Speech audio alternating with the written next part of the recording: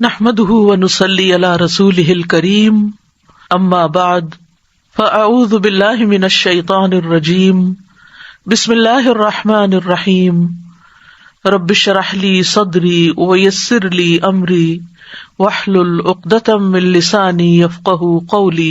جب آپ دائیں طرف سوتے تو لیفٹ سائڈ آپ کی بہتر کام کرتی اور اس کے اندر ہوا کی نالیوں سے میوکس وغیرہ جلد خارج ہو جاتا ہے. یہی وجہ ہے کہ ایسے مریض جن کو بلغم کے جمع ہونے کی بیماری ہو انہیں دائیں کروٹ لیٹنے کا مشورہ دیا جاتا ہے تاکہ مزید پیچیدگیاں پیدا نہ ہوں.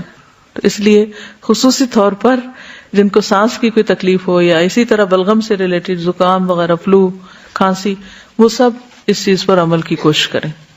ویسے ہی مسنون سمجھ کر کریں تو بہت سے فائدے ہوں گے. جہاں تک دائیں کروٹ لیٹنے کا تعلق ہے تو اس کے کچھ فائدے بھی ہیں. ایک تو یہ کہ کھانا جلد ہضم ہو جاتا ہے. دائیں کروٹ سونے سے کھانا معدے سے آنتوں تک تقریباً 2.5 سے 4.5 گھنٹوں میں پہنچ جاتا ہے، جبکہ اگر بائیں کروٹ سویا جائے تو 5 سے 8 گھنٹے لگتے ہیں اس کو ڈائجسٹ ہونے میں. ٹھیک ہے. دوسری بات یہ کہ بائیں پھیپھڑے کی کارکردگی بہتر ہوتی ہے.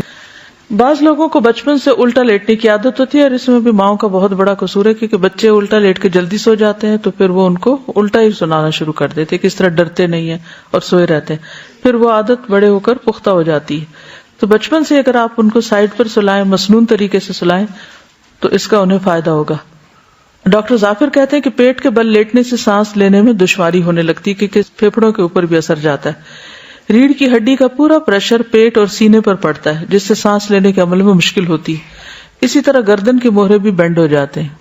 ایک آسٹریلین ریسرچر کے مطابق چھوٹے بچوں میں اچانک موت کی شرح میں 3 گنا اضافہ ہو جاتا ہے جبکہ وہ پیٹ کے بل سوئے ہوئے ہوں. ٹائم میگزین نے بھی ایک برٹش اسٹڈی پبلش کی تھی جس نے اسی بات کو کنفرم کیا کہ بچوں میں ڈیتھ ریٹ بڑھ جاتا ہے.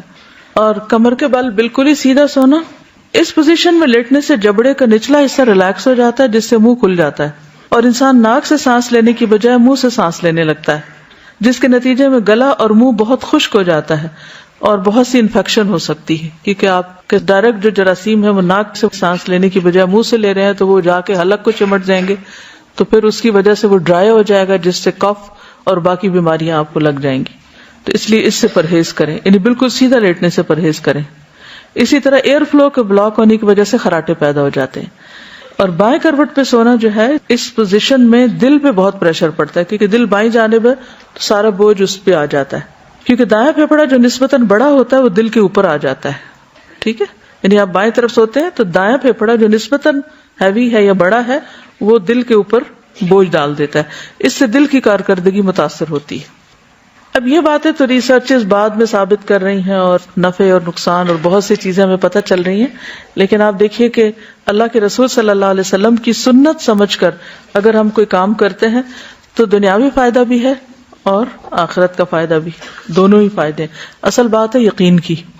نبی صلی اللہ علیہ وسلم کے سونے کا انداز مسنون انداز ہے. آپ دائیں کروٹ پہ سوتے تھے جبکہ آپ کا دایاں ہاتھ آپ کے دائیں رخسار کے نیچے ہوتا تھا. ٹھیک ہے، اور باقی اعضاء تھوڑا خم کھائے ہوئے ہوتے تھے، نہیں بالکل اس طرح لیٹ کے اسٹریٹ نہیں ہوتے تھے بلکہ خم کھائے ہوئے ہوتے تھے. وآخر دعوانا ان الحمد للہ رب العالمین. سبحانک اللہم وبحمدک، اشہد ان لا الہ الا انت، استغفرک واتوب الیک. السلام علیکم ورحمۃ اللہ.